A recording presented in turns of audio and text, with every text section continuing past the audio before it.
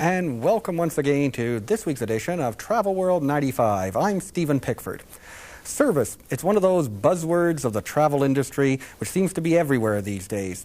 But what does service particularly mean when put into application by the companies to meet their targeted market segments? Later today we'll be meeting with Katie Denuri of Valujet Airlines, a different concept of air carrier which comes to us here in Montreal thanks in part to the Open Skies Agreement. And we'll be reviewing some various forms of travel books with Jennifer McMorran of Librairie Ulysse, who will be dropping by the Travel Corner. But first, I met with Joel Rosen, Vice President Marketing of Delta Hotels and Resorts, recently at their head office city in Toronto, and we went over some of the elements revolving service that are important to today's business and leisure traveler. Service can be defined as many things by many people. So based on your personal experiences and marketing research that your firm has undertaken, what are the most important services and amenities required by today's business traveler? Well, two of the most important services are an expedient check-in and an expedient check-out. So our guests like to be checked in within a minute. We have a program called Delta Privilege that we have designed specifically for today's business traveler. It's a recognition program, and it recognizes the most important things that business travelers have told us annoy them when staying at hotels. The first one being a speedy check-in. We guarantee to check business travelers in within a minute, or their room is free. It also has a number of other service guarantees, including room service breakfast on time, express checkout, wake-up call on time, and of course all of the benefits of the program are guaranteed so that we ensure that we can deliver to our guests. Over the past year or so, many hotel chains have unveiled a various form of business traveler room with office equipment or more and guest rooms. What does Delta currently offer in that regard? We spent a lot of time doing market research to determine what the needs of business travelers were. And we've done quantitative research as well as qualitative research. We've spoken to hundreds of business travelers. And we found that a lot of business travelers today require more and more technology when traveling. They either carry their own computer or require a computer when they come to the hotel. More and more business travelers today require in-room fax machines as well as requiring printers. So as part of our research, we looked at the best type of equipment to equip a guest room for today's traveler. And what they told us that they wanted was better lighting, better seating, more workspace, and all of the technology that I previously mentioned.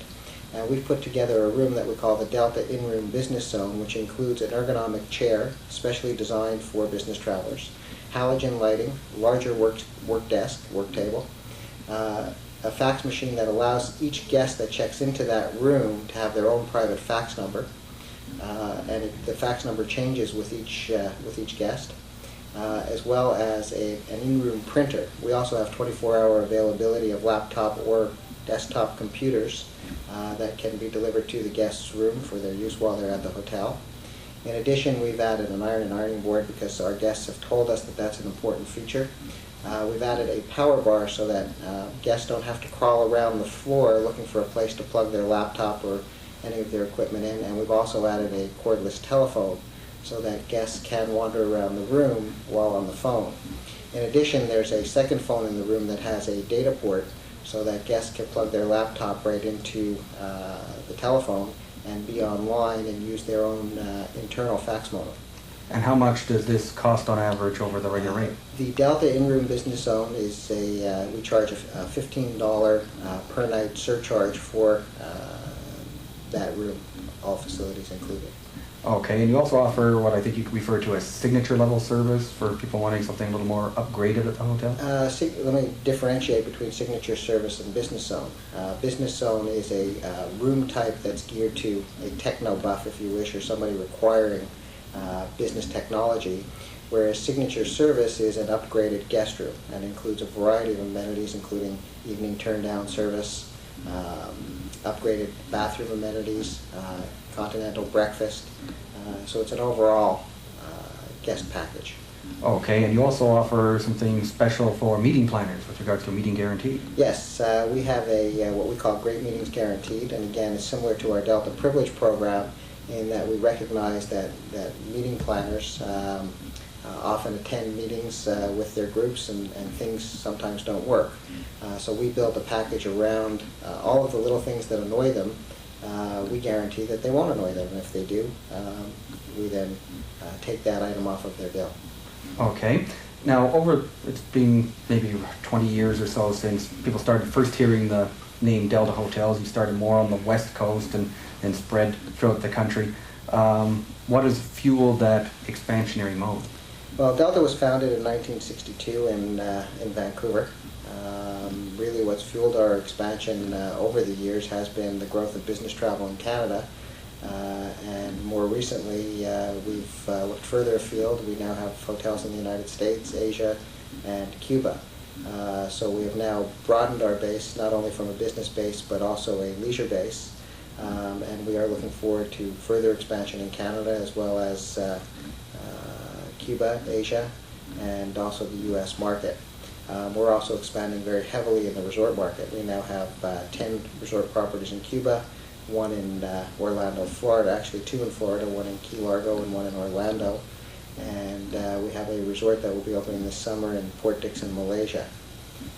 So our growth in Asia has been exponential. We've added 7 hotels in the last 2 years, 4 of which are presently under construction, 3 which are presently open. One in Bangkok, Thailand, one in Chiang Rai, Thailand, one in Pattaya, Thailand, and one opening this summer in Jakarta, which will be a business hotel, and as I mentioned, the resort in Port Dickson, Malaysia. And of course, Asia is where business is happening these days. Tremendous amount of business growth in Asia. And where do you see, for example, over the next couple of years, growth opportunities in Canada? Our focus in Canada will be predominantly in the resort sector. However, there are a number of markets that we're not represented in. Quebec City as an example, Victoria, where we are looking actively for opportunities, as well as a variety of resort destinations within Canada. And does that generally mean new construction or reflagging of an existing property? I would think that most of our growth will come around either reflagging of an existing property, and where the right opportunity were to come along, it might be new construction, although Delta is not likely to build any new hotels. I also noticed from your directory that you're also starting to manage some properties that may not be offered under the Delta name per se. We have for a number of years offered our management services to a variety of independent hotels, and as well as franchised operations that may be flagged under a different brand, and to owners and lending institutions who require professional management services. They will use Delta as the manager without taking the Delta brand. Okay, and as we're now approaching the summer season, some business travelers are also now going on vacation. Also, they're thinking about their vacation. Do you have any particular plans offered for? Well, we have a great summer program coming up, targeted at the family market, targeting our own existing customers as well as non-Delta customers. And we have launched a campaign that begins in May, and will have a rather unique summer opportunity.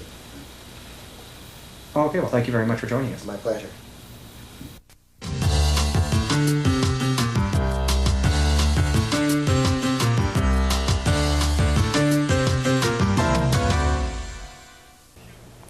Hello, my name is Jennifer McMorrin. In today's Travel Corner, we'll be talking about travel guides expected to sell well for this summer season.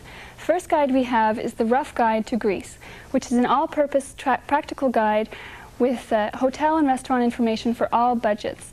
The interesting thing about the Rough Guide is at the back they have a section called the Context, and in that section they have various outlines of different topics for travelers wanting to know a little bit more about the country they're visiting. For example, the Greece Travel Guide has the section on women's rights in Greece, Greek minorities, archaeology, wildlife, music, and books, from the classics like the Odyssey all the way up to books that are written today. This is more, in a sense, it's a thinking person's guide. It has all the practical information that you might need for a trip, but it also fleshes out that information with background information on the particular country. The next guide we have is the Let's Go Travel Guide.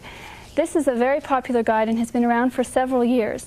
It is essentially the most complete travel guide the most complete budget guide for people visiting Europe. It lists all sorts of hotels and hostels for people on a budget out to visit 60 countries in 6 weeks. The advantage of the Let's Go guide is that it is re-edited every single year. It provides the most practical, up-to-date information on hotels and restaurants in Europe. Its one disadvantage is that it has a bit less information on the cultural and the historical background of each country. For many years, it has been the only guide available for people visiting Europe on a budget. And it really had no competition up until recently, when the Lonely Planet series of guidebooks decided to visit the continent. They have been gathering information for a few years now and have just published their second edition of the Western Europe Guide. This guide has also practical information for people on a budget. It may have a bit less information as far as hotels and restaurants go, but it more than makes up for it with practical and cultural insights into each particular country. So depending on what kind of a trip you're planning to Europe, you could choose either one of those. Oftentimes young people who are just visiting Europe for the first time and have never been there before may be more interested in, or a bit less interested in the, what's at the Louvre and with all the background information and so on. The final guide we have is the Chambre et Table d'Hôte, which will be available in English under the title French Country Welcome. It is a repertory of bed and breakfasts in the French countryside. This is a very popular way of visiting France for many people, because people who've already seen, the Paris and the French Riviera, and who are more interested in having a real idea of what there is to see in France. It's bed and breakfast, staying in private homes, and having the advantage is that you are staying with people who can tell you, what's hot and what's not in and around their region. It's also most of the bed and breakfasts listed are in the countryside. Therefore, you get a better idea of what France is really like, as opposed to the France that the tourists usually see when they visit France for the first time. So those are the 4 guides I've brought in today for people visiting Europe.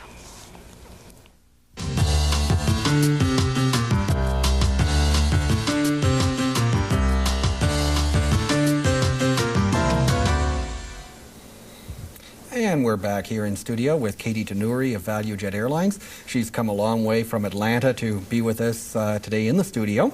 Welcome to Travel World. Thank you, Stephen. It's a pleasure to be here in Montreal. And now, when Valujet announced that it was commencing operations between Dorval and Washington Dulles Airport back on the 15th of March, Montrealers knew little, if anything, about your company. So please give us some background as to the history of your firm. Well, we were extremely pleased to be part of the Open Skies Agreement and have the opportunity to introduce our Good Times, what we call Good Times, Great Fares, everyday low fare service to Canada. We've been flying in the United States since October of 1993. We were founded by 4 airline industry veterans who together have a combined experience of more than 100 years. Robert Priddy is our chairman. Louis Jordan is our president and chief operating officer. He was previously the president and chief operating officer at Continental Airlines. And the other 2 founders are Maury Gallagher and Tim Flynn.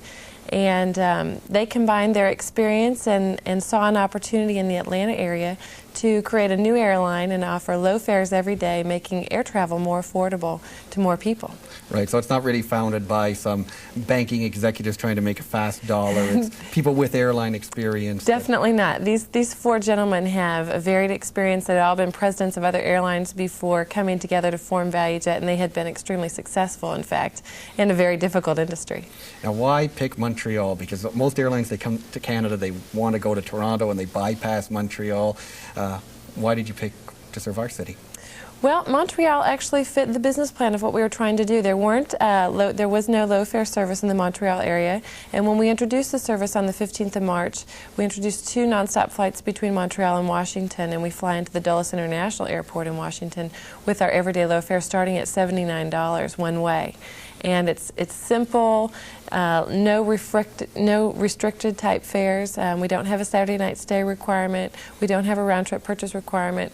We've tried to take the hassle out of traveling, put a little bit of the fun back into it with our personality and culture, and we saw a void for that kind of service in the Montreal area. Right, because no other carrier was doing that sort of thing. Rather than be a Me Too carrier doing what everyone else is doing, you tried to introduce something a little bit different to capture that part of the market. Now, this also revolves around the ticketless travel concept, which again, people are not familiar with. Ticketless travel sometimes here refers to what you might get from a charter carrier. Last minute, you get a file and you've got to pick up your ticket at the airport. But give us a little more information as to how ticketless travel works with your carrier in particular. Actually, that's a good point. We certainly are not a charter carrier. We're a scheduled carrier, and as I said, we've been in business for about 17 months, although we've just recently started our service in the Montreal area. Ticketless is a very important part of what we do. It helps us to keep our costs low, and it's a concept that most customers are very familiar with. And the easiest analogy is if you've ever made a reservation at a hotel. You call and you make your reservation, you get a confirmation number, and you show up, and they hold that room for you. Same thing when you call Valujet to make a reservation. If you can confirm that reservation, those travel plans with a credit card, we will give you a computer-generated confirmation number. And when you come to the airport, you don't have to worry about having that piece of paper in your hand. And if you don't have it, you won't be allowed on the plane. Your name is there in the system. Exactly. You simply need to remember who you are. And we do have a fully automated computer system that allows us to do this because we did start in 1993. We've taken advantage of the technology that was available to us. And you just give us your name when you come to the airport. We ask that the customers check in about an hour prior to departure, and you may be asked for the confirmation number, you might be asked for identification, and then at that time you're given a boarding card which will allow you to get onto the flight. Right, because that was always something that I was wondering about when people mention ticketless travel. How come somebody might just give anyone's name, anyone's credit card, and just show up at the airport? Well, we do have systems in place to check that, and it's a random selection whether we check identification, but the customers are telling us they absolutely love it. The first time they try it, they might be a little bit leery because they're not used to it. They're used to having the ticket with 7 carbon copies on it that proves that they can get on this flight, and once they've experienced the ticketless concept, they say, why do we ever need this in the first place? In fact, many of the carriers in the United States are now implementing ticketless travel, and we have been pioneers on that front. We've never issued a ticket since we've been in business. And of course, this is a way that you can keep your costs low. Exactly, which is a very important part of our business. We were founded on the principle of making air travel more affordable for more people, and the way we can do that is by keeping our costs low and then passing those savings along to the consumer. And another way to keep the costs low is you're not part of any airline reservation system. You run your own reservation center. That's correct. We do have our own reservation center. In fact, we have some people here in Montreal that do reservations for us. Oh, okay. So people can call up and be answered in French. Exactly. Yes, they can. Oh, okay. Perfect. Now, what is your present schedule of operations? You were mentioning to me earlier that you're planning to change their time of operation to improve the connection possibilities out of Montreal. That's correct. We started the service on the 12th, and we were granted, through the Open Skies Agreement, the authority to fly 2 round trips a day. And right now, the timing of those is pretty good. There's a morning flight and there's an evening flight, but the connections in Washington really make it most optimal just to go to the Washington, D.C. area, which is a wonderful destination, particularly at this time of year.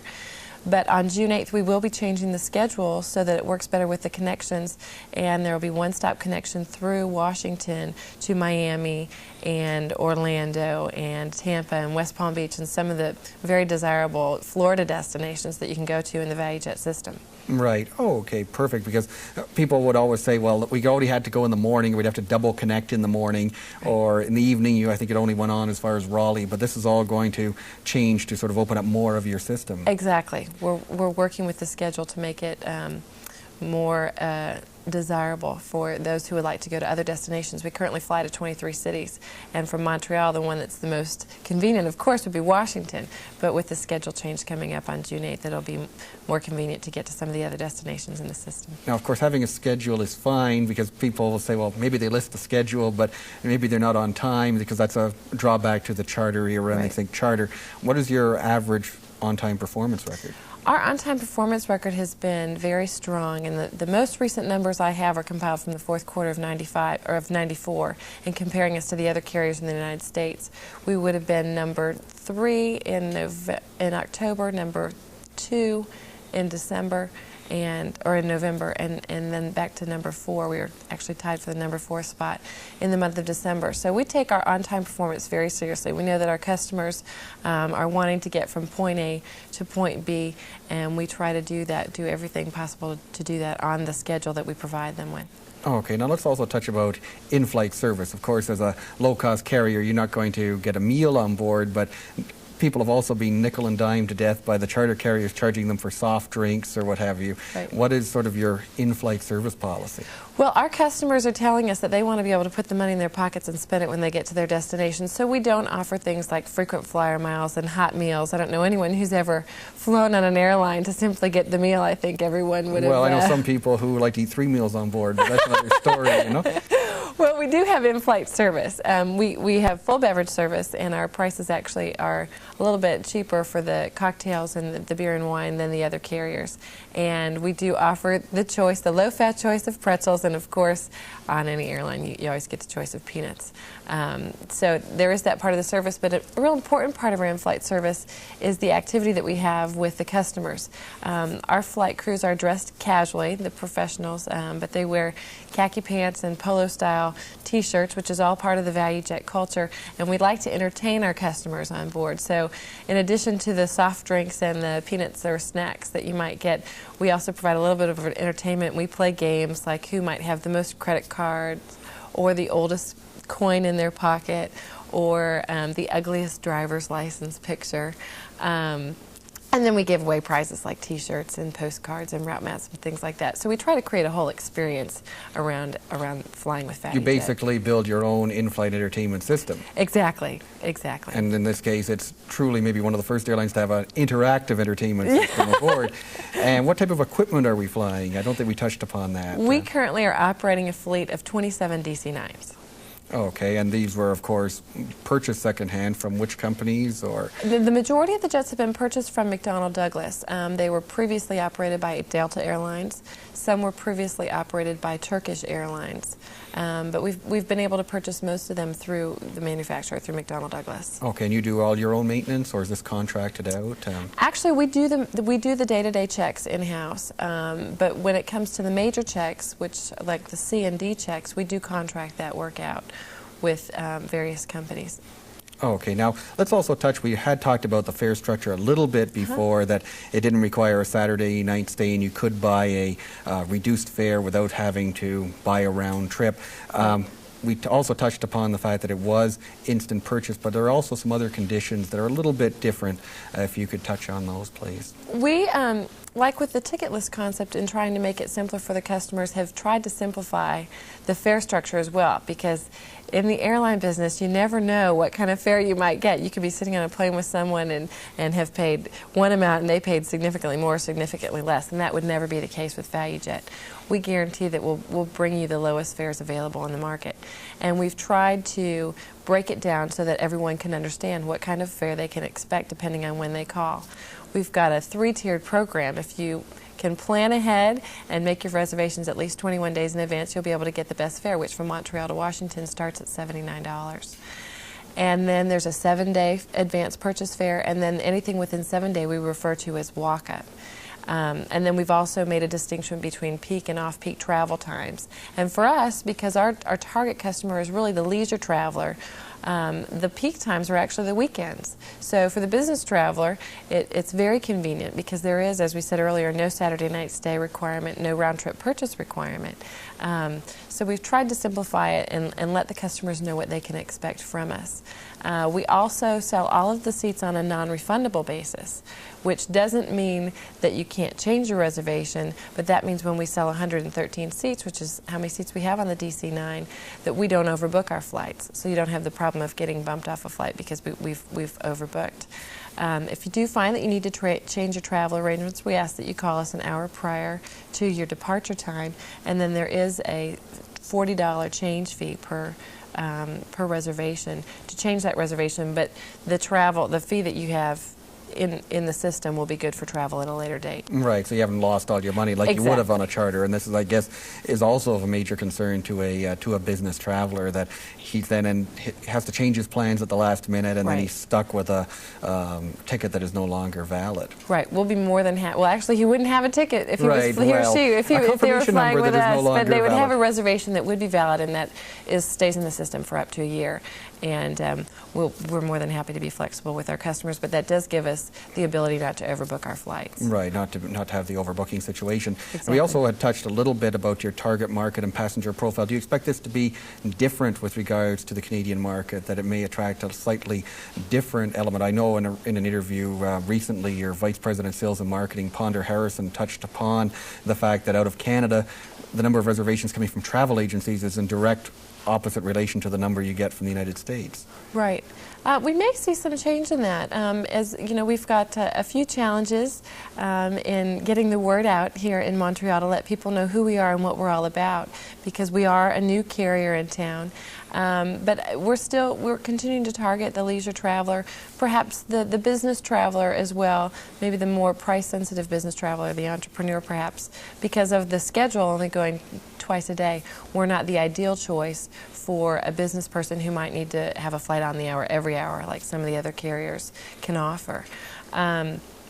I think that we'll see quite a bit of actually leisure travel, particularly as it starts warming up here to Montreal, not only of people leaving Montreal, but bringing people from the Washington area and throughout the Valujet system into Montreal, because it's a wonderful destination. Right, it'll develop inbound tourism, passengers coming in from other points on your system to visit Montreal, because this summer with the value of the Canadian dollar. Now, also, you're a profitable airline. Now, that's a rarity these days as well. Well, that was one of the other principles that we were founded on. For us to be profitable being a low-fare carrier, we do have to keep our costs in check. And in fact, we reported for the first quarter of 1995 a cost per available seat mile of 6.5 cents, which indeed was the lowest in the industry. And we also reported a $9.1 million net income, or profit, for the first quarter of 1995. And we have been profitable, believe it or not, since the second full month of operation of the airline. Well, all we can do is wish you all the best and much success out of Montreal. Hope that your Montreal route helps contribute to that profitability. Katie Denoury of Valujet Airlines, thank you very much for joining us. From all of us here, thank you for joining us. I'm Stephen Pickford. We'll see you again here next week, same time. Bye for now.